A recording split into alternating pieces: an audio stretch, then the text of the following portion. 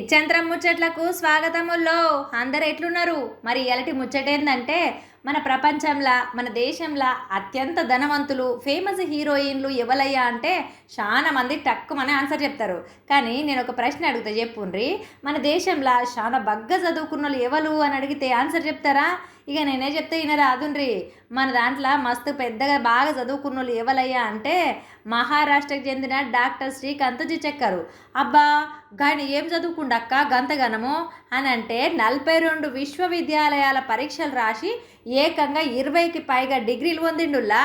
ఏమేమి రాసిండు అంటే ఎంబీబీఎస్, ఎండి, ఎల్ఎల్బి, ఎల్ఎల్ఎం, ఎంబీఏ, ఇక జర్నలిజంలో కూడా పీజీ చేసిండు. ఇక గట్లనే ఐఏఎస్, ఐపీఎస్ కూడా అయ్యిండులా. మరి రాజకీయాలకు పోలేదా అక్క అంటే చిన్న వయసులనే 26 ఏండ్లకే ఎమ్మెల్యే కూడా అయ్యిండులా. ఇక ఇదైతే ఒక రికార్డు కొట్టిందనుకో రాదుండ్రి. పాపంకి ఇంత కష్టపడ్డాడు కానీ దేవుడు జల్దిన తీసుకుపోయిండు. 2004లో ఒక రోడ్డు ప్రమాదంలో అకాల మరణం పొందిండులా.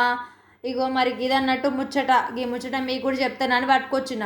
మరి దీని మీద మీరేం కామెంట్ రాస్తారో రాయండ్రి.